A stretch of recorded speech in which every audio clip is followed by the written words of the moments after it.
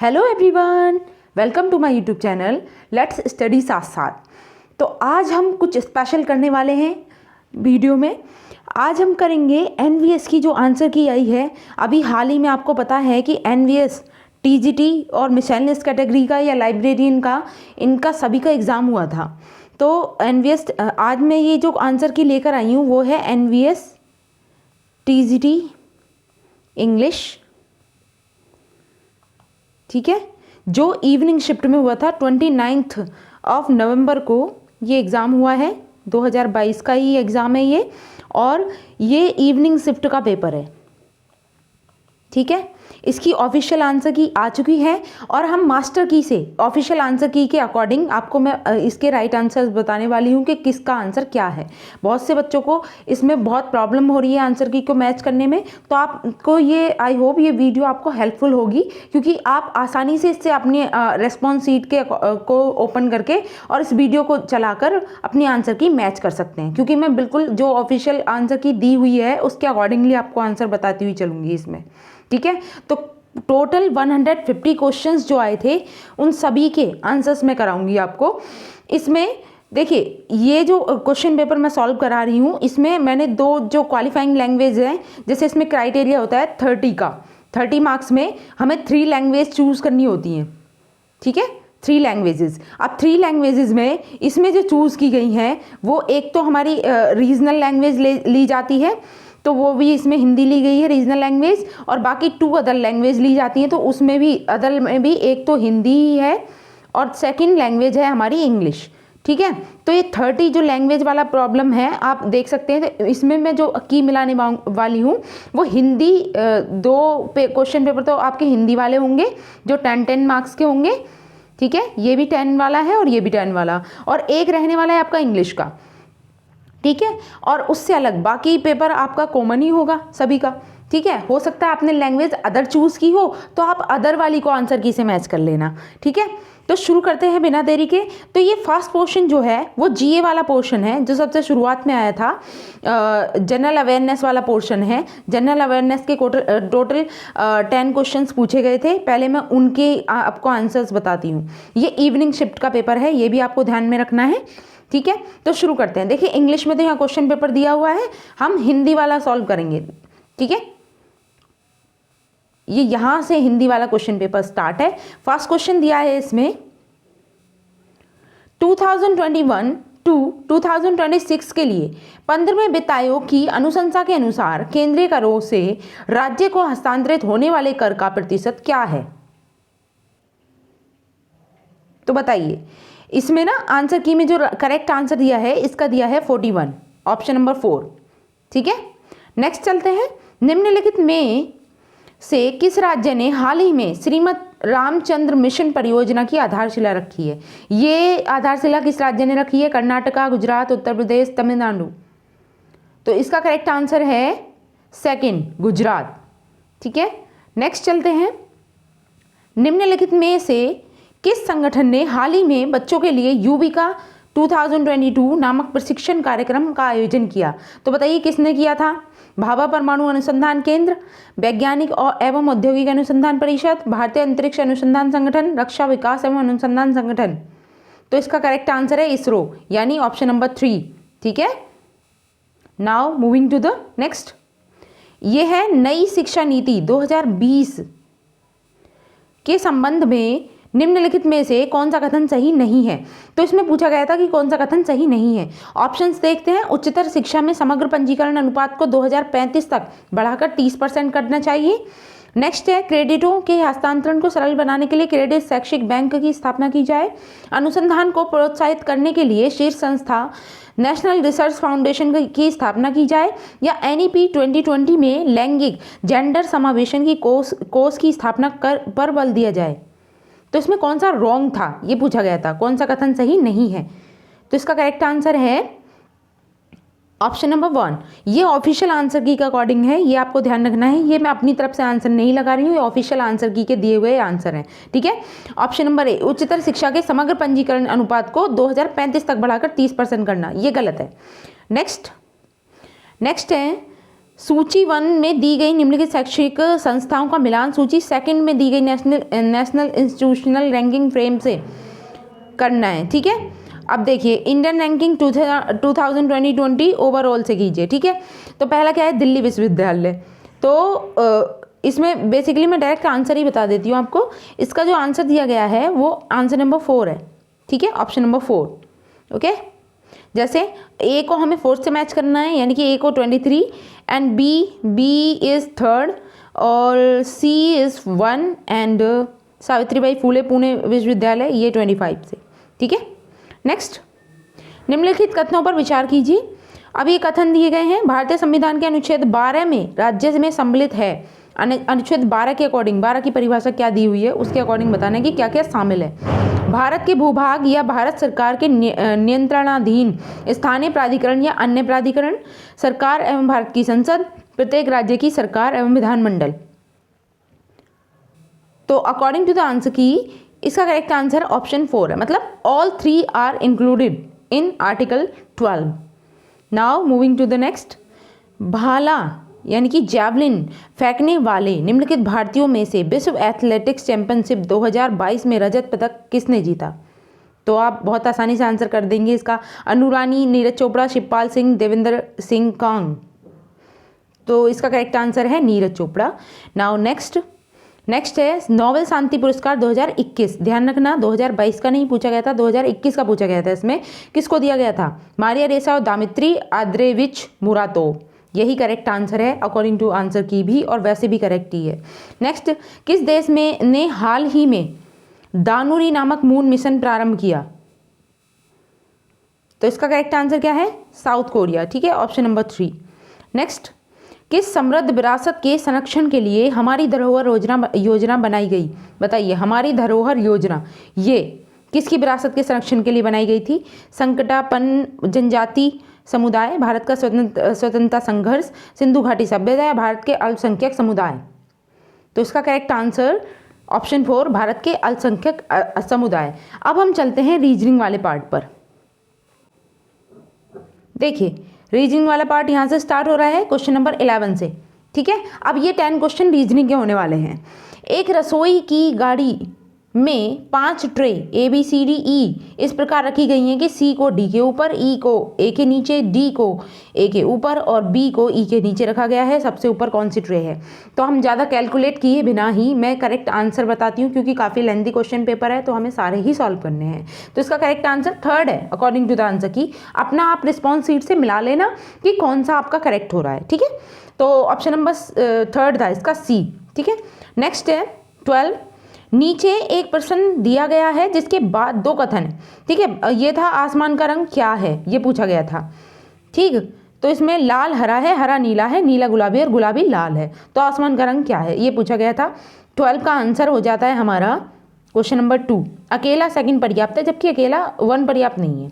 Next, नीचे एक कथन दिया गया है जिसके बाद 2 कार्यवाही 1 और 2 दिए गए हैं, मतलब स्टेटमेंट दी गई हैं, तो उसको बताना है। ठीक है, ज़्यादातर किशोर लड़कियां एनीमिया से ग्रसित है। अब इसके 2 दिए हैं ऑप्शन। फॉलिक एसिड सप्लीमेंट का मुफ्त वितरण सभी प्रभावित लड़कियों में अवश्य ही होना चाहिए। लौह तत्व युक्त भोजन विषय पर जागरूकता अभियान सुनियोजित होनी चाहिए। तो इसमें से करेक्ट आंसर, इसका करेक्ट आंसर दिया है 3। 1 और 2 दोनों अनुसरणीय है। नेक्स्ट, 3 कथनों के बाद 2 निष्कर्ष दिए हैं। ठीक है, इसमें भी देखना है, ये कथन है आपके, देख सकते हो आप। L बड़ा या बराबर है P के, W छोटा है P से और M छोटा है W से। और इसके निष्कर्ष हैं कि P बड़ा है M से और M छोटा है L से। इस निष्कर्ष कौन से वाले सत्य होंगे, ये पूछा गया था। क्वेश्चन नंबर है हमारा 14 और 14 का राइट आंसर दिया है इसका ऑप्शन 3। निष्कर्ष 1 और 2 दोनों ही सत्य हैं। नेक्स्ट, एक महिला की ओर संकेत करके अनिल ने कहा कि वह मेरी माँ के इकलौते भांजे की पत्नी है। वह महिला अनिल से कैसे संबंधित है? तो ये पूछा गया था। इसका करेक्ट आंसर है पत्नी। ठीक है, नेक्स्ट, दी हुई श्रेणी का लुप्त पद बताइए। अब ये एक सीरीज से क्वेश्चन आया था, इसमें जो ये लुप्त पद है वो है 155। Option number 4 is the right answer. Next, 17 श्रेणी का अगला पद बताइए। अब इसका नेक्स्ट पद क्या बनता है? इसका भी नेक्स्ट पद है Z। ठीक है, ऑप्शन 4। नेक्स्ट है, एक व्यक्ति पूर्व की ओर चलता है, तत्पश्चात बाईं ओर मुड़ जाता है, फिर कुछ दूरी चलने के बाद 45 डिग्री बाईं ओर मुड़ जाता है, इसके बाद उसके कुछ समय बाद 45 डिग्री दाईं ओर मुड़ जाता है, वह अब किस दिशा में चल रहा है? तो इसका राइट आंसर सेकंड है, उत्तर।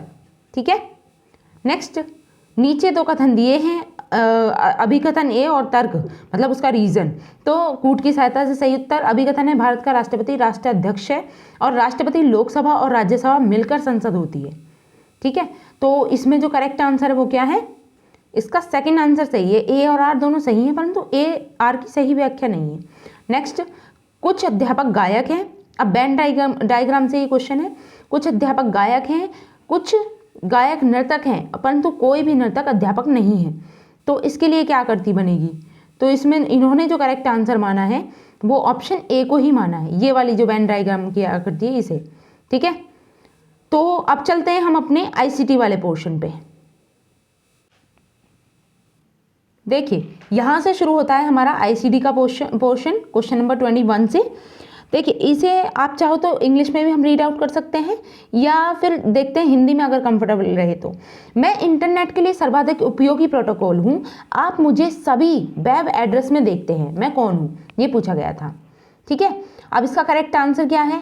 SMTP, TCP या IP एड्रेस जो होता है HTTP या FTP, तो इसका करेक्ट आंसर है HTTP। ठीक है, ऑप्शन नंबर 3। नेक्स्ट है, निम्नलिखित में से किसका प्रयोग एक आउटपुट डिवाइस के रूप में नहीं किया जा सकता? तो आउटपुट डिवाइस के रूप में इसमें से किसका प्रयोग नहीं किया जा सकता? LCD स्क्रीन होता है, प्लॉटर, माइक, स्पीकर। तो माइक देखिए ये एक इनपुट डिवाइस है, ना कि आउटपुट डिवाइस। नेक्स्ट, CPU, बहुत ही इजी, CPU का फुल फॉर्म पूछा गया था, तो क्या होगा? Central processing unit. ठीक है, option number 3 is the right answer. Next, web address में प्रोटोकॉल। देखिए, वेब एड्रेस में जो प्रोटोकॉल होता है, जो ऊपर भी क्वेश्चन पूछा गया था, HTTP और S। ठीक है, तो इसमें S का मीन क्या होता है? इसका मतलब क्या होता है? यह एक सुरक्षित प्रोटोकॉल है, यह एक असुरक्षित प्रोटोकॉल है, यह एक महत्वपूर्ण प्रोटोकॉल है, यह एक अर्थपूर्ण प्रोटोकॉल है। तो इसका राइट आंसर है यह एक सुरक्षित प्रोटोकॉल है। जब S लग जाए तो S मीन सेफ्टी। ठीक है, तो option number A is the correct answer, यह एक सुरक्षित प्रोटोकॉल है। I hope it is clear to you. Next है, मैं आपके द्वारा देखी गई वेबसाइट के द्वारा, देखिए मैं कौन, मतलब इनमें से कोई है ये, मैं आपके द्वारा देखी गई वेबसाइट के द्वारा आपके ब्राउज़र को भेजा गया थोड़ा सा टेक्स्ट हूँ। ठीक है, जो आपके द्वारा उस वेबसाइट को देखने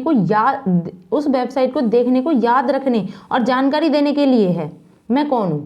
तो इनमें से क्या होते हैं वो? कुकीज़, एंटीवायरस, स्पाईवेयर या फिर मालवेयर। तो इसका जो करेक्ट आंसर है वो है कुकीज़। आप भी देखते होंगे जब आप वेबसाइट पे कुछ सर्च करते हो तो बहुत सारे एडवर्टीजमेंट से आने शुरू हो जाते हैं उस वेबसाइट पे, तो उन्हें कुकीज़ बोलते हैं। नेक्स्ट है क्वेश्चन नंबर 26। सोनिका अपने फोटोग्राफी क्लब के लिए न्यूज़लेटर बनाना चाहती है। इस प्रयोजन के लिए माइक्रोसॉफ्ट ऑफिस पैकेज के अंतर्गत, ध्यान रखना माइक्रोसॉफ्ट ऑफिस की बात कर रहा है, ना कि एक्सेल की, और आगे कह रहा है निम्नलिखित में से कौन सा सॉफ्टवेयर सर्वाधिक उपयुक्त होगा फोटोग्राफी क्लब में न्यूज़लेटर बनाने के लिए? क्या होगा? MS Excel, MS Word, MS Access या फिर MS राइटर पैड। तो क्या होगा इसका राइट आंसर? इसका राइट आंसर है सेकंड, MS वर्ड। ठीक है, नेक्स्ट है, माइक्रोसॉफ्ट एक्सेल और माइक्रोसॉफ्ट वर्ड किसके उदाहरण है? 27। तो इसका करेक्ट आंसर यूटिलिटी सॉफ्टवेयर के, ऑपरेटिंग सिस्टम के, एप्लीकेशन सॉफ्टवेयर या प्रोग्रामिंग लैंग्वेज। तो इसका करेक्ट आंसर है एप्लीकेशन सॉफ्टवेयर के। ठीक है, ऑप्शन नंबर 3। नेक्स्ट, एक प्रेजेंटेशन में किसी इमेज को एक स्लाइड से दूसरी स्लाइड में कॉपी करने के लिए निम्नलिखित में से कौन सा शॉर्टकट की कॉम्बिनेशन उपयोगी है? बताइए, कॉपी पेस्ट ही तो करना है, कॉपी पेस्ट के लिए कौन सी शॉर्टकट की होती है? ऑप्शन है Ctrl+C, Alt+C, Shift+C या फिर Home+C। तो बहुत ही ईजी था, इनफैक्ट आईसीटी का तो पूरा क्वेश्चन पेपर ही बहुत ईजी आया था। ठीक है, तो इसका करेक्ट आंसर हो जाएगा 1, Ctrl+C। नेक्स्ट, मैं एक कॉर्ड हूँ। देखिए, मैं कौन, मतलब ये जो ऑप्शन है ना, इनमें से कोई एक है ये मैं, या तो वायरस हो सकता है, स्पाईवेयर हो सकता है, फायरवॉल या हैकर। क्या है? मैं एक कॉर्ड का हिस्सा हूँ जिसे किसी डाटा को करप्ट या बर्बाद करने के लिए कंप्यूटर सिस्टम में गुप्त रूप से डाल दिया जाता है। मैं कौन हूँ?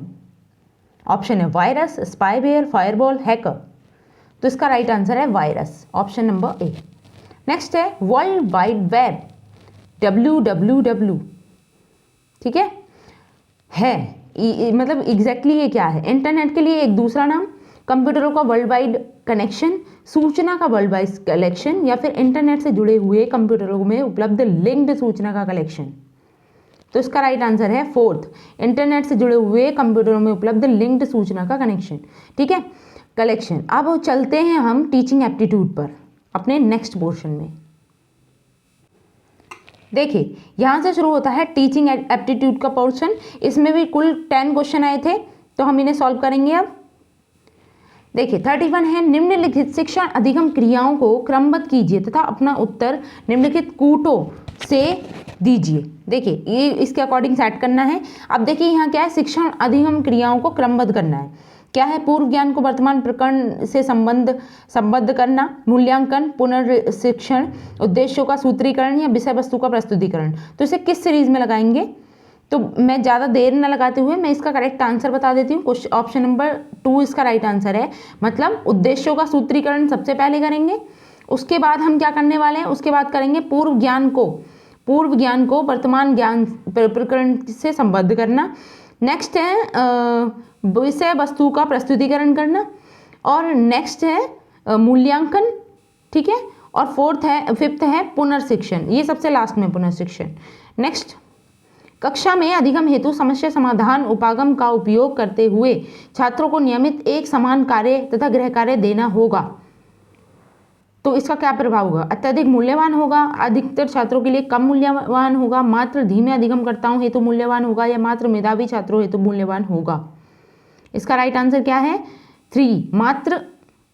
इसमें जो ऑप्शन दिया है, सॉरी एक मिनट, जो आपके आंसर की में जो उत्तर दिया है इसका 32 का, वो दिया है हाँ 32 का आंसर दिया है 2, अधिकतर छात्रों के लिए कम मूल्यवान होगा, ठीक है। नेक्स्ट 33, महत्वपूर्ण है डैश महत्वपूर्ण है जब एक अध्यापक अपने विद्यार्थियों को संप्रेषित करता या करती है। रिक्त स्थान में भरने के लिए सही विकल्प चयन कीजिए। उदासीनता, सहानुभूति, परानुभूति या विद्वेष, क्या महत्वपूर्ण है? तो इसका करेक्ट आंसर है परानुभूति। नेक्स्ट, और परानुभूति को अगर आप इंग्लिश में देखना चाहो तो देख लेते हैं हम। 33, बहुत से बच्चों को कन्फ्यूजन होगा इसमें भी। देखिए 33 यहाँ दिया है एपैथी, सिंपैथी, एम्पैथी या एंटीपैथी। तो एम्पैथी इसका करेक्ट आंसर है, ठीक है, ये वाला 3rd। नाउ नेक्स्ट चलते हैं 34 पे।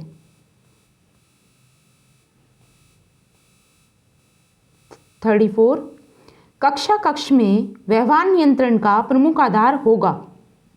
क्या होगा? अध्यापक की संप्रभुता, बालक के साथियों का तथा सामाजिक दबाव, बालक का अभिप्रेरण या समुचित पुरस्कार दंड की व्यवस्था। तो बताइए इसका राइट आंसर?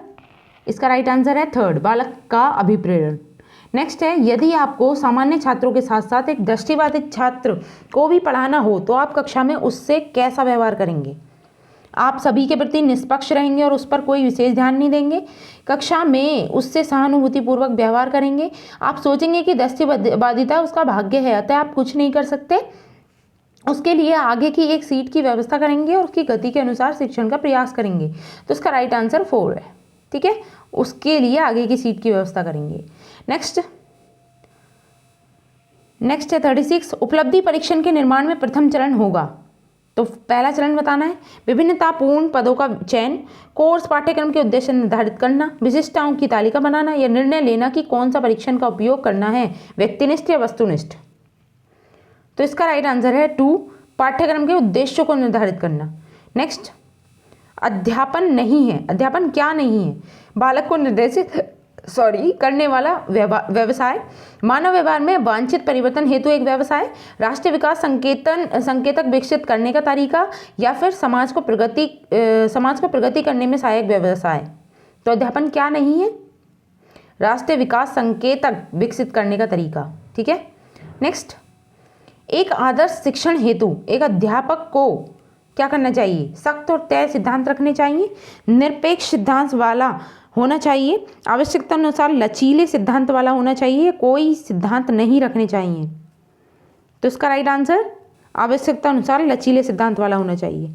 ठीक है, नेक्स्ट 39, एक विद्यार्थी परीक्षा में असफल हो जाता है और अपनी असफलता के लिए दोषपूर्ण प्रश्न पत्र के बनाए जाने को उत्तरदायी ठहराता है। वह किस प्रकार के रक्षा तंत्र का प्रयोग कर रहा है, क्षतिपूरण, एकात्मीकरण, प्रक्षेपण या फिर तार्किकरण।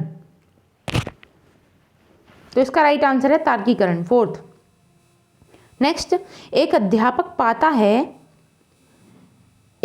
पाता है कि विद्यार्थियों में परस्पर विरोधाभास है और वे दबाव में हैं। अध्यापक यह निष्कर्ष निकालता है कि विद्यार्थी भय की अवस्था में है, प्रतियोगिता की अवस्था में है, तनाव की अवस्था में है, मानसिक विकार की अवस्था में है। तो इसका राइट आंसर है तनाव की अवस्था में है, 3rd। ठीक है, तो अब चलेंगे हम अपने मेन पार्ट यानी कि इंग्लिश के क्वेश्चन नंबर 41 से लेकर क्वेश्चन नंबर 120 तक के क्वेश्चंस इंग्लिश से रिलेटेड हैं, जो हमारा मेन सब्जेक्ट था। टोटल 80 क्वेश्चंस इंग्लिश से आए थे, तो अब हम उन्हें सॉल्व करेंगे। देखिए, शुरू में अनसीन पैसेज दिया गया है, तो हम पैसेज को रीड आउट नहीं करेंगे, हम सीधे आंसर्स का टिक लगाते हुए चलेंगे। ठीक है, तो पहला क्वेश्चन था इसमें, क्वेश्चन नंबर 41, ये है which game is the narrator talking about. ये अनसीन पैसेज से ही रिलेटेड है, तो इसमें जो राइट आंसर है इसका 3rd है, चेस। ठीक है, चेस के बारे में इसमें बात होती है। नेक्स्ट देखते हैं, नेक्स्ट क्वेश्चन है what was the response of Mirza Sajid Ali's family of his addiction to the game. बताइए, इसका राइट आंसर जो दिया गया है वो है option A, they abort it. Abort मतलब they hate it. Next, Who was being blamed for Mirza's addiction. Mirza के एडिक्शन के लिए किसे ब्लेम किया जाता है, तो इसका राइट आंसर है 4th, Mirza's friend Mir Roshan Ali. Okay, next है what do you understand by ill omened. Ill omened मतलब क्या होता है, तो इसका राइट आंसर है लाइकली टू ब्रिंग डिजास्टर। ठीक है, option number 2nd, likely to bring disaster. Next है 45, What impression do you get of Nawabs and other rulers from the passage? तो इसका राइट आंसर है they were lazy and spineless rulers. Next, the tone of writing in the passages. Passage में writing की tone क्या है, ellagic है, serious है, comic है, ट्रेजिक है। तो इसका राइट आंसर है serious, 2nd. Next, the passage is taken from a popular short story written by a well-known Urdu Hindi writer. Can you name the writer? तो इसमें ये पूछा गया था और राइटर के नेम भी दिए हैं कि क्या आप गेस कर सकते हैं कि क्या कौन सा राइटर हो सकता है वो। तो इसका राइट आंसर था प्रेमचंद, ऑप्शन नंबर 2। ठीक है, next 48, economic condition of the family was. देखिए, ये दूसरा पैसेज शुरू हुआ है यहाँ से, अब ये दूसरे पैसेज से रिलेटेड क्वेश्चंस हैं। तो क्वेश्चन नंबर 1 है the economic condition of the family was, तो इसमें पैसेज के अकॉर्डिंग है precarious. Next 49, my budget was preciously framed. My budget was preciously framed, इसका क्या मीनिंग है, इसका मीनिंग था we had limited resources, option number 1। Next, why was the credit taken? Why was the credit taken? To repay an old debt? क्या है वैसे इसका right answer, इसका राइट आंसर है टू बाई अ साड़ी। ठीक है, नेक्स्ट, अब देखिए यहाँ से एक और दूसरा एग्जैक्टली 3 पैसेजेस आए थे, तो ये तीसरा पैसेज शुरू हुआ है। क्वेश्चन नंबर 51 देखते हैं, व्हाट डज जॉन्ट मीन्स। तो इसका मतलब था लीन, ऑप्शन नंबर 1। नेक्स्ट है when the bill collector came the narrator would be happy, feel panicky, act indifferent या बी एक्साइटेड। तो ये होगा फील पैनिकी। ठीक है, मतलब पैनिक हो जाता है उसे देख के। अभी नेक्स्ट है how does the writer fend off the creditor. How does the writer fend off the creditor, तो इसका according to the passage answer है, वेट अ मिनट, यस, इसका राइट आंसर है by placating him with promises. Next, liquidating a debt means. इसका मतलब क्या होता है? Paying interest on a debt, clearing a debt, या फिर रिफ्यूजिंग अ पे बैक अ डेट, या फिर फॉरगेटिंग अबाउट अ डेट। तो इसका जो करेक्ट आंसर है वो है सेकंड, क्लियरिंग द डेट। ठीक है, ऑप्शन नंबर सेकंड। नेक्स्ट दिया था who was the new entrant in the family. बताइए, who was the new entrant in the family? तो ये था वाइफ, ऑप्शन नंबर 4। नेक्स्ट, अब ये थर्ड पैसेज चल रहा है आपका। ठीक है, the writer's wife being her mother in law's deputy means, इसका मतलब क्या है? She helped her mother in law in household work. ठीक है, ऑप्शन नंबर 1। नेक्स्ट है ये, अब देखिए 57, the response of the household to writer's wife is harsh, ambivalent, appreciative, या फिर हॉस्टाइल। तो इसका जो करेक्ट आंसर था वो था appreciative, option number 3। Next, what does the word idyllic means? Idyllic का मतलब क्या है? ये एक शब्द दिया था एडेलिक, ये पैसेज में ही आया था। इसका मीन क्या है? तो इसका मीन्स है pleasant and peaceful, option number 2।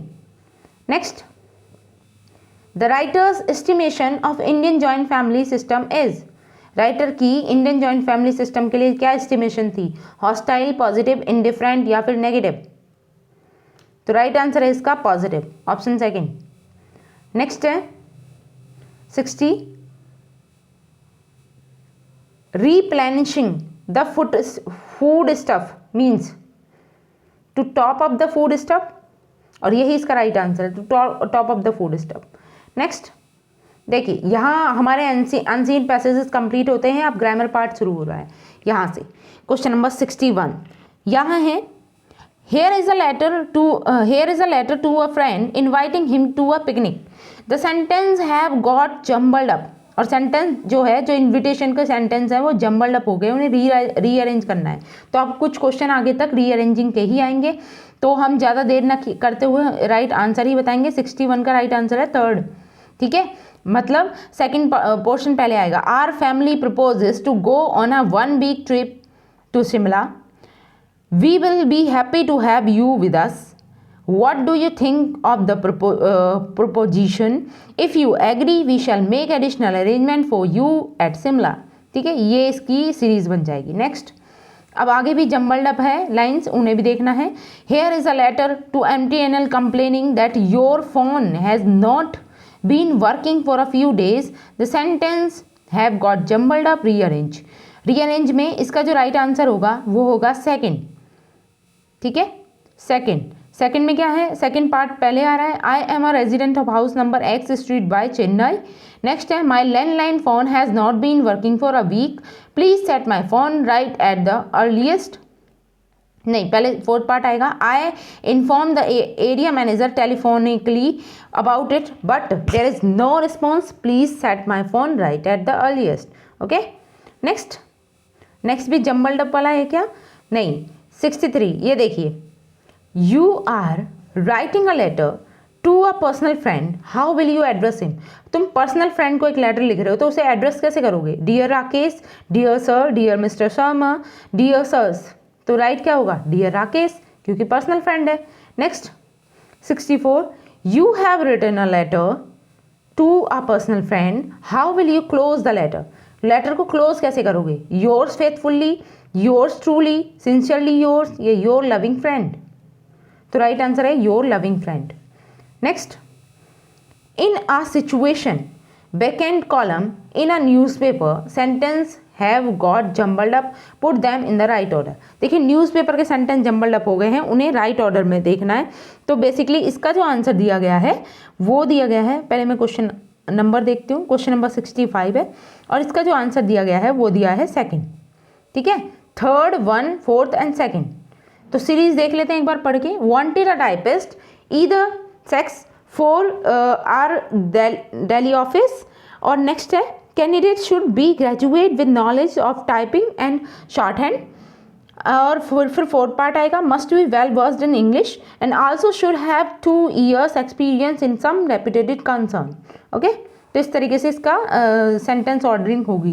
Next है, in the following sentence fill in the blanks with the appropriate preposition from the given option. अब प्रपोजिशन से रिलेटेड कुछ क्वेश्चंस हैं, तो इन्हें देखते हैं। Question number 66, I differ dash him on a number of points. तो इसका राइट आंसर इसका है third, with, I differed with him. ठीक है, next, he seems to be addicted gambling and will not mend his veg. तो इसमें भी जो राइट आंसर है वो ऑप्शन थर्ड है, टू। एडिक्टेड के साथ में टू लगता है। Next, the convict has been acquitted. Question number 68 है, देखिए, और आप अपनी रिस्पॉन्स सीट से इसे मिलाते रहना। ठीक है, the convict has been acquitted dash all the charges by the magistrate. तो इसका जो करेक्ट आंसर है वो होगा, वेट अ मिनट, हाँ, इसका करेक्ट आंसर है ऑप्शन 4, यानी कि ऑफ। ठीक है, the convict has been acquitted of all the charges by the magistrate. I am disgusted dash his behaviour and will not talk to him again. तो यहाँ पर जो करेक्ट आंसर है वो है with, disgusted with his behaviour. Next, he has been boasting dash his illustrious lineage all the time. तो इसमें जो करेक्ट आंसर आ रहा है वो आ रहा है थर्ड, ऑफ, बूस्टिंग ऑफ। ठीक है, नेक्स्ट, देखिए यहाँ से अब हमारे नरेशन के कुछ क्वेश्चंस हैं। तो 71 से इन्हें देखते हैं। He said to me your letter has reached me too late. 71, और इसका जो राइट आंसर है वो है 4, he told me that my letter had reached him too late. ठीक है, नेक्स्ट, नेक्स्ट भी नरेशन का है। He said it has been raining incessantly for many hours. तो इसका जो राइट आंसर है वो है 2, he said that it had been raining incessantly for many hours. Next है, देखिए यहाँ पे, do you play football the sports secretary asked me. तो इसका जो राइट आंसर है वो है third, the sports secretary asked me if I played football. ठीक है, next, the student said to his friend, the student said to his friend, let me study in peace। तो इसका राइट आंसर है second, the student requested his friend to let him study in peace. Okay, next, he said goodbye friends. 75, ये भी narration से ही है, he said goodbye friends. तो जब हम इसे चेंज करेंगे तो हो जाएगा he bade his friend goodbye. ठीक है, फोर्थ। नेक्स्ट है, the electorate greeted the winning candidate with open arms. तो इसका जो राइट है वो है, the winning candidate was greeted with open arms by the electorate. ठीक है, second. Next, 77, my books have been stolen. तो देखिए पैसिव वॉइस आ गई है, वॉइस चेंज करनी है हमें यहाँ पे। तो my books have been stolen, इसका जो राइट आंसर है third, someone has stolen my books. Next, क्योंकि इसे पैसिव से एक्टिव में चेंज करना था। अब इसे नेक्स्ट को देखते हैं, who has broken the vase. इसकी भी वॉइस चेंज करनी है तो क्या बनेगी, इसका बनेगा by whom has the vase been broken, third. ठीक है, next, the people expected him to arrive on time. The people expected him to arrive on time. तो इसका जो करेक्ट आंसर बनेगा वो सेकेंड है, he was expected to arrive on time. Next, the masons are building the big house. The masons are building the big house. अब इसकी भी हमें पैसिव वॉइस ही चेंज करनी है तो क्या बनेगा इसका, इसका है third, the big house is being build by the masons. Next, यहाँ पे choose the appropriate verb form from the given option and fill these blanks. Fill in the blanks है, वर्ब फॉर्म करेक्ट देखकर भरनी है। क्या है, Guptas dash in Banaras since 1947। तो right answer इसका सेकंड, हैव बीन लिविंग। ठीक है, next, he profusely thanked me for what I dash for him. तो क्या आएगा, what I had done for him. ठीक है, नेक्स्ट है, one of the two students dash sure to be rusticated from the college next week. तो क्या आना चाहिए, आर, इज, विल बी या हैज़ टू बी। तो देखिए one of the two students है तो ऐसी सिचुएशन में क्या वर्ब लगेगी, इज। ठीक है, second option is the right. Next, he asked us what we dash in the library at such a late hour. तो क्या आएगा, second, were doing. He asked us what we were doing, ठीक है, in the library at such late hour. Next है choose the appropriate verb form from the given option and fill the these blanks provided, ठीक है, यहाँ भी verb form से ही पूछा गया है, तो देख लेते हैं। The prices of food grains dash sharply in the market these days, तो क्या आएगा, थर्ड, आर राइजिंग, ठीक है। नेक्स्ट एरर से है question, choose the part which contain the error, तो सेंटेंस है I talked to my neighbour और to settle the issue that had been hanging for a long, तो इसमें जो एरर पार्ट बताया गया है वो बताया गया है second according to the answer key, ठीक है, टू माई नाइबर में एरर है। नेक्स्ट सॉरी एक वेट मिनट, हाँ टू माई नाइबर यही है इसका, ठीक है। नेक्स्ट क्वेश्चन नंबर 87, यहाँ भी एरर फाइंडिंग से क्वेश्चन है, आई होप ये विजिबल होगा आपको, मैंने थोड़ा जूम इन कर लिया है। तो आगे of the huge loan less than half have been return to the creditor, तो इसका जो राइट ऑप्शन है जिसमें एरर है पार्ट में वो सी है, ठीक है, had been return. Next hardly the train had left when a big bomb exploded on the platform, तो इसमें किस पार्ट में एरर थी, इसके फर्स्ट पार्ट में एरर थी, क्योंकि कंडीशनल सेंटेंस है, हार्डली के बाद में हैड पहले लगना चाहिए, hardly had the train left, ठीक है। नेक्स्ट है the journal is vastly superior than the that journal isn't it, तो इसमें जो किस पार्ट में एरर है, इसके 89 में जो एरर है वो पार्ट 2 में है, सुपीरियर के बाद 2 आना चाहिए था, ठीक है। नेक्स्ट 90 में देखते हैं, Lata Mangeshkar was called the melody queen of India in her times isn't it, तो देखिए यहाँ पे वाज कॉल्ड आ रहा है, तो क्वेश्चन टैग भी तो वाजंट इट बनना चाहिए था, तो यही पे इसी पार्ट में एरर है, डी में, ठीक है। नेक्स्ट अब चलते हैं हम 91 से। 91 है in each of the following question a sentence has been broken into parts and the parts have been scrambled and numbered, choose the correct order of these parts from the given alternatives, तो इनके correct order में ही लगाना है, जैसे jumbled up पहले होकर आए थे, और इसका जो करेक्ट आंसर है ना वो है थर्ड, ठीक है, आंसर की के अकॉर्डिंग इसका थर्ड आंसर करेक्ट दिया है, फोर्थ सेकंड थर्ड वन, तो देख लेते हैं फोर्थ क्या है। In the next chapter Munshi Premchand work specially fiction have been analyse and critiqued in a masterly way, ठीक है, third option is right option. Next में भी जम्बल्ड अप वाला है 92, और 92 में भी इसका राइट आंसर जो दिया गया है वो सेकंड दिया गया है, सेकंड थर्ड वन फोर्थ, तो सेकंड है the monograph provides all the important detail about Tagore's life and also discusses his literary works, okay, correct है ये। अभी आगे चलते हैं 93 पर।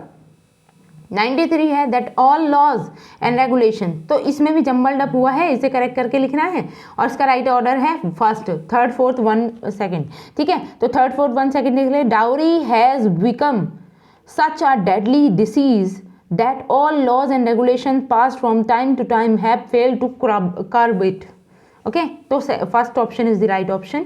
नेक्स्ट चलते हैं 94 पर, यहाँ भी जम्बल्ड अप वाले सेंटेंसेज हैं, और कौन सा कोड करेक्ट है इसका भी कोड नंबर 1 ही करेक्ट है। अब देख लेते हैं 1 कैसे है, तो फोर्थ देखिए, Mrinal Pande's story reflect the feeling of a young girl, आगे कह रहा है क्योंकि फर्स्ट राइट आंसर था, तो आगे है third part, who is ill treated and humiliated but she stands her ground, okay, इस तरीके से बनाइए। नेक्स्ट 95, यहाँ भी जम्बल अप से ही क्वेश्चन है, तो 95 में कॉर्ड जो बना है वो बना है first second first fourth third, ठीक है, तो सेकंड देखिए, अब इसमें सेकंड से अ शेक्सपियरियन कॉमेडी इज आगे है, ये फर्स्ट पार्ट हो गया। सेकंड है हमारा chiefly romantic in nature though the element of essential realism is not missing from it, ठीक है, इस तरीके से बनाइए। आगे देखिए, a place where words are kept, ये पूछा गया था, a place where words are kept that is aviary, second. Next है a person who refuses to correct his mistakes 97, और ये ऑफिशियल आंसर की के अकॉर्डिंग है, तो आप कंफ्यूज ना हो। A person who refuses to correct his mistake that is incorrigible, option number fourth. Next है a statement that has more than one interpretation, एक स्टेटमेंट जिसमें एक से ज़्यादा इंटरप्रिटेशन, एक से ज़्यादा मीनिंग निकल रहे हैं उसके, तो उसे क्या बोलेंगे, ambiguous. Second, next, one who works for the welfare of people in general, तो इसका करेक्ट आंसर क्या है, 99, इसका राइट आंसर है सेकंड, अल्टुरिस्ट। ठीक है। The study of origin and the history of words, इसका राइट आंसर है सेकंड, एटिमोलॉजी। नेक्स्ट है who is the recently deceased king's horseman in whose Wole Soyinka's death and the king's horseman. देखिए यहाँ तक तो था ग्रामर पार्ट, अब हमारा शुरू हुआ है लिटरेचर पार्ट। तो लिटरेचर का पहला ही क्वेश्चन आप देख सकते हैं क्या है, who is the recently deceased king's horseman in the Wole Soyinka's death and the king's horseman. तो इसका जो करेक्ट आंसर था वो है 1, एलिसन। ठीक है, option number 1 is the right answer, Elesin. Next है Wole Soyinka's dramatic techniques are deeply rooted in dash folklore and religion. तो इसका जो राइट आंसर है वो है सेकंड, योरुबा। ठीक है। नेक्स्ट है the protagonist of IKV Armaha's the beautiful ones are not yet born works as a school teacher, railway clerk, hospital attendant या फिर सिक्योरिटी गार्ड। तो इसका राइट आंसर है railway clerk. Next, Tayeb Salih's season of migration of the north is regarded as a counter narrative to, किसका counter narrative है, to heart of darkness, option number 3। Next, who is Mugo in Ngugi वा त्योंगोज a grain of wheat. इसका right answer है first, a hermit that locals mistake for a freedom hero. Next, which of the following novels tell the story of a boyfriend bars, इनमें से कौन सा novel है जो story बताता है बॉयफ्रेंड बार्स की। तो इसका राइट आंसर था 3rd, disgrace, sorry my apology, इसका राइट आंसर है 3rd, half of a yellow sun. ठीक है। नेक्स्ट है the tragedy of Mary Turner is depicted in, इसका राइट आंसर है first, the grass is singing. Next है which of the following Latin American novels offer its reader to choice of how to read the narrative. तो इसका right answer क्या है, इसका right answer है second, hop scotch. Next है hills like white elephants is a short story by, ये short story किसकी, hills like white elephant. इसका राइट आंसर है सेकंड, अर्नेस्ट हेमिंग्वे। ठीक है, इनकी हैं ये। नेक्स्ट है the first edition of Whitman's leaves of grass appeared in, leaves of grass जो व्हाइट मैन का है उनका पहला एडिशन कब आता है, ये आता है 1855। ठीक है, 3rd is the right answer. Next है when the lilacs last in the dooryard blooms डी is Whitman elegy on, ये एक इलेजी है व्हाइट मैन की, और किस पर है ये है अब्राहम लिंकन पर। ठीक है। नेक्स्ट है who was compose the line, किसने ये लाइन कंपोज की है, I am nobody who are you. इसका राइट आंसर है 3rd, एमिली डिकिंसन। नेक्स्ट है which Indian English novelist wrote on the life of the poor and downtrodden, किस novelist ने लिखे हैं ये, इंडियन इंग्लिश नॉवलिस्ट है और ये। तो इसका राइट आंसर है सेकंड, मुल्कराज आनंद ने लिखे हैं। ठीक है। Next question number 114, the term organic intellectual was coined and defined by, organic intellectual ये किसने डिफाइन करी है, ये करिए एंटोनियो ग्राम्सी। नेक्स्ट है the seminal critical work in theory classes nation literature has been written by, ये किसके द्वारा लिखा गया है, right answer is Aijaz Ahmad. Next, which Indian film director has made films based on Shakespeare's play specially on tragedies. तो इसका correct answer क्या है, ऑप्शन है विमल रॉय, सोहराब मोदी या फिर विशाल भारद्वाज, वी शांतरम। तो करेक्ट आंसर है इसका Vishal Bhardwaj, option number 3rd। नेक्स्ट, Which Indian novelist has immortalized a fictional place called Malgudi in his works? इसका राइट आंसर, मालगुड़ी के बारे में किसने डिस्कस किया है? आर के नारायण, ऑप्शन नंबर 3। नेक्स्ट है दाता, दयाधम या फिर दामत्या, शांति शांति शांति। तो ये सारे words which poem of T.S. Eliot ends with the Sanskrit expression? तो इसका आंसर तो आप जानते ही होंगे, क्या है? Wasteland, option number 2। Question number 119, let us go then you and I when the evening is spread out against the sky like a patient and tries upon a tale. Which celebrated poem by T.S. Eliot begin with these lines? T.S. Eliot की कौन सी poem in lines से शुरू होती है? इसका correct answer है 4, the love song of J Alfred Prufrock. Next है, और ये इंग्लिश वाले उसका लास्ट क्वेश्चन है हमारा 120। फिर आपका जो क्वालिफाइंग नेचर वाला लैंग्वेज का पोर्शन है वो शुरू होगा, जो 30 मार्क्स का होता है और जिसमें को क्वालिफाई करना आपको इंपॉर्टेंट होता है। ठीक है, अब क्वेश्चन नंबर 120 है, who wrote the well known column? किसने ये बहुत ही फेमस कॉलम लिखी है जिसका नाम है with malice toward one and all in the Hindustan time? Hindustan time में और ये कॉलम लिखी जाती है। कॉलम का नाम है with malice toward one and all. इसका करेक्ट आंसर है 4th, खुशवंत सिन्हा। ठीक है, तो अब हम चलते हैं क्वालिफाइंग नेचर वाले लैंग्वेज के पार्ट पे, जिसमें से 2 पार्ट तो इसमें मैं डिस्कस करूंगी आपके हिंदी के। एक तो हमारी हिंदी मतलब जो 2 मेन लैंग्वेजेस हैं उनमें से, और एक रीजनल लैंग्वेज के रूप में हिंदी। ठीक है, 2 पार्ट तो हिंदी के होंगे और एक पार्ट होगा आपका इंग्लिश का क्वालिफाइंग नेचर वाली लैंग्वेज में, तो उन्हें और डिस्कस करेंगे हम। देखिए, ये आपका इंग्लिश का जो क्वालिफाइंग वाला एग्जाम था ना, जिसमें 10 क्वेश्चन आने थे, 10 क्वेश्चन, वो वाला इंग्लिश का पोर्शन है यहाँ से। ठीक है, पहले हम इंग्लिश का करेंगे। 121 से लेकर 130 तक आपके इंग्लिश के क्वेश्चन है, और फिर 131 से लेकर 150 तक सारे हिंदी वाले क्वेश्चन हैं, जिसमें 10 आपके हिंदी मेन लैंग्वेज के और 10 आपके रीजनल लैंग्वेज हिंदी के हैं। ठीक है, तो पहले इंग्लिश में सबसे पहले आपको एक अनसीन पैसेज दिया गया था, तो पैसेज हम रीड आउट नहीं करेंगे। आप चाहो तो वीडियो को पॉज करके पढ़ सकते हो, फिर आंसर करने की कोशिश भी कर सकते हो। जो बच्चे मतलब अपने नॉलेज के लिए इस वीडियो को देख रहे हैं और जो अपने रिस्पॉन्स शीट में ला रहे हैं, तो वो रिस्पॉन्स शीट मिला लेना। ठीक है, अब 121 दिया हुआ है, before 1947 the social content depicted in Indian cinema favoured. तो ये अकॉर्डिंग टू द पैसेज इसका राइट आंसर है 4th, a synthesis of traditional and modern values. ठीक है, नेक्स्ट ऑप्शन, अगर हम नेक्स्ट क्वेश्चन की बात करें तो नेक्स्ट है हमारे पास 122, the values depicted in pre 1947 movies. तो इसका राइट आंसर है 2nd, continue till the 50s। Okay, next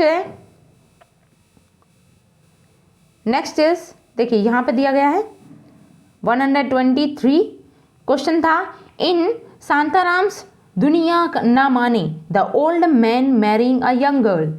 तो यहाँ पे ऑप्शन है इन अनरिपेंडेंट। तो बेसिकली इसका जो करेक्ट आंसर दिया गया था वो था 2nd, एक्सेप्ट हिज मिस्टेक। ठीक है, नेक्स्ट इसी पैसेज से ये भी, तो ये था द मूवी अछूत कन्या। ये जो मूवी के बारे में बात की गई है, द मूवी अछूत कन्या। ठीक है, 124 इसका जो ऑप्शन है, took a bold stand against untouchability. ठीक है, option number 4th right answer है इसका। नेक्स्ट चलते हैं 125 पर। देखिए 5 क्वेश्चन तो आपके अनसीन पैसेज से ही बने थे और 5 ग्रामर से अलग थे। ठीक है, टोटल 10 क्वेश्चन थे इसमें। 125, a reformist is a person who, reformist कौन होता है? Wants to change social values and attitude. Option number 2nd right answer है। नेक्स्ट 126, अब ये ग्रामर के 5 क्वेश्चन होंगे। Choose the word nearest in the meaning of the word given below. इस word के नियरेस्ट मतलब इसका सिनोनिम पता करना है। क्या है वर्ड? आर्डुअस। आर्डुअस का सिनोनिम जो इसके अकॉर्डिंग आंसर की के अकॉर्डिंग दिया गया है वो दिया गया है 4th, स्ट्रेनुअस। ठीक है, नेक्स्ट चलते हैं 27, choose the word opposite in the meaning of the given word. तो गैरुलस का आपसे अपोजिट पूछा गया था, गैरुलस का, तो गैरुलस का अपोजिट क्या हो जाएगा? अगर आंसर की के अकॉर्डिंग बात करें तो इन्होंने गैरुलस का अपोजिट बताया रिजर्व्ड, ऑप्शन नंबर 3rd, जबकि ये मुझे करेक्ट नहीं लग रहा है, लेकिन आंसर की में यही दिया गया है। 128, 28 है, बाटा इज सुपीरियर देन और other shoe brands available in the market. तो इसमें एरर फाइंड आउट करना था और आप एरर इजीली देख पा रहे होगे, सुपीरियर टू ना कि देन, ठीक है। तो बी पार्ट में इसके एरर था, option number 2 is the right answer. Next देखते हैं, in the following sentence choose the best option in which the voice has been changed correctly. तो वॉइस चेंज करने का था यहाँ, एक्टिव पैसिव वॉइस से है। The lion was chasing the deer furiously, तो करेक्ट आंसर है the deer was being chased by the lion furiously, ठीक है, फर्स्ट। अब नेक्स्ट देखते हैं 130, after being deserted bye her husband she dash of her heart attack. तो इसका right answer है died, she died of a heart attack, ठीक है। अब हम चलेंगे अपने लैंग्वेज पोर्शन के सेकंड पार्ट पर, जो है क्वेश्चन नंबर 131 से लेकर क्वेश्चन नंबर 140 तक, और वो हिंदी लैंग्वेज से रिलेटेड है। देखिए, यह है हिंदी लैंग्वेज से रिलेटेड पार्ट, क्वेश्चन नंबर 131 से स्टार्ट हो रहा है। निम्नलिखित में व्यंजन संधि वाला शब्द है, बताइए व्यंजन संधि वाला शब्द कौन सा है। तो देखिए, निश्चल, निष्कपट, दुशासन, निगंबर, तो इसमें व्यंजन संधि वाला जो है ना वो पार्ट 4 है, ठीक है। नेक्स्ट चलते हैं, भाई बहन शब्द में समास पूछा गया है। भाई बहन शब्द में समास कौन सा है, तो इसका राइट आंसर है ऑप्शन 4 द्वंद्व समास, ठीक। नेक्स्ट, सागर का समानार्थी शब्द, तो सागर का समानार्थी शब्द क्या है। देखिए, इसमें ना तीन ऑप्शंस को राइट बताया गया आंसर की के अकॉर्डिंग। इसमें फर्स्ट भी राइट है, किसी ने भी फर्स्ट लगाया पयोधी वो भी सही है, थर्ड लगाया है वो भी सही है, और फोर्थ लगाया है वो भी सही है। रत्नाकर, पयोनिधि और पयोधी, ये तीनों ही ऑप्शन इसने राइट बताए आंसर की में, ठीक है। नेक्स्ट चलते हैं 134 में है अभ्यंतर। अभ्यंतर का विलोमार्थी बताना है। तो विलोम शब्द क्या है अभ्यंतर का, अभ्यंतर का है भाई है, ठीक है, ये विलोम है। नेक्स्ट चलते हैं 35, निम्नलिखित में से कौन सा शब्द संधि नियमों की दृष्टि से शुद्ध नहीं है। तो संधि नियमों की दृष्टि से कौन सा शुद्ध नहीं है, तो ये है ए जगत गुरु, वो जगत गुरु होता है, ठीक है। नेक्स्ट 36, दूध का दूध, पानी का पानी, लोकोक्ति का सही अर्थ क्या है, तो इसका सही अर्थ है निष्पक्ष न्याय करना, सेकंड। नेक्स्ट, जिसमें जानने की इच्छा हो के लिए एक शब्द, इसे क्या कहेंगे, जिसमें जानने की इच्छा हो, इसे कहेंगे हम जिज्ञासु, सेकंड, ठीक है।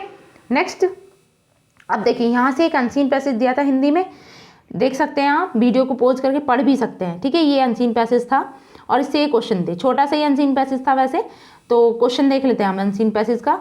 तो क्वेश्चन नंबर 38 ये है, हम समाज के प्रति अपने कर्तव्य का पालन नहीं करते यदि जन समुदाय में प्रतिष्ठित हैं, या फिर धर्मानुसार आचरण नहीं करते, या सदाचार के प्रति श्रद्धा नहीं रखते, रुचि भेद मतभेद आदि की मानते हैं।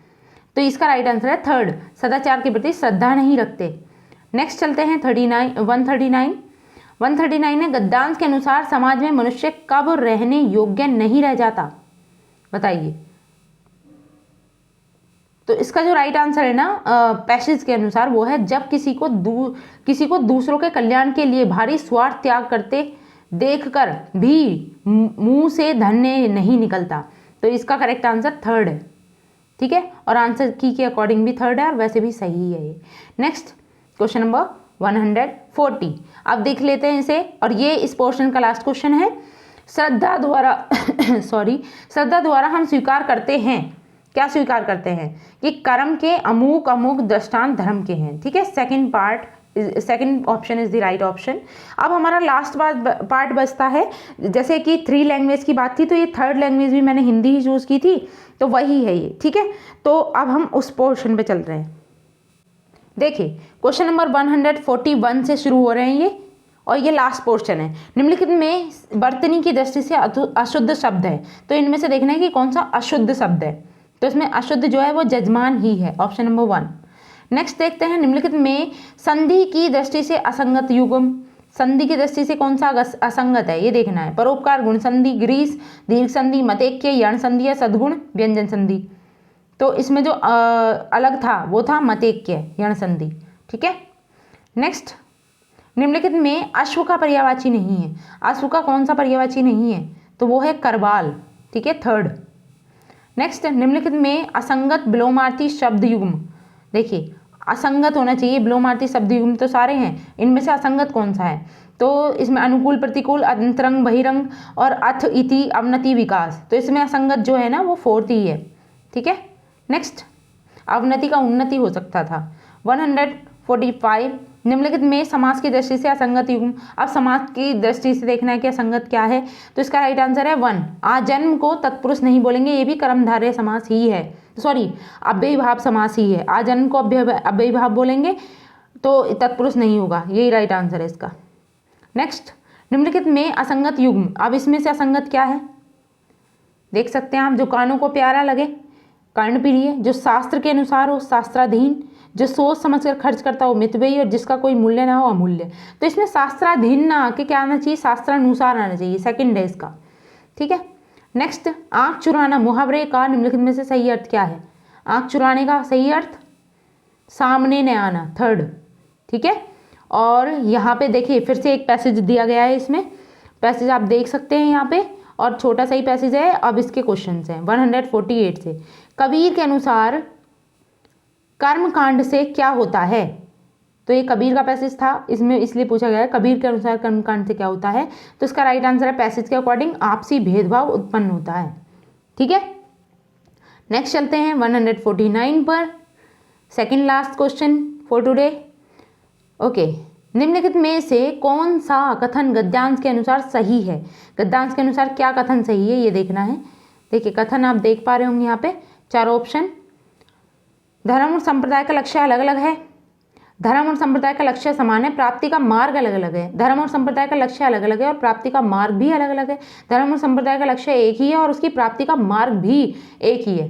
तो इसका जो राइट आंसर था ना पैसेज के अकॉर्डिंग वो था धर्म एवं संप्रदाय का लक्ष्य समान है, प्राप्ति का मार्ग अलग अलग है। ठीक है, सेकंड। नेक्स्ट चलते हैं, और ये आज का हमारा लास्ट क्वेश्चन है। मैंने पूरा कंप्लीट क्वेश्चन पेपर आपको सॉल्व कराया है।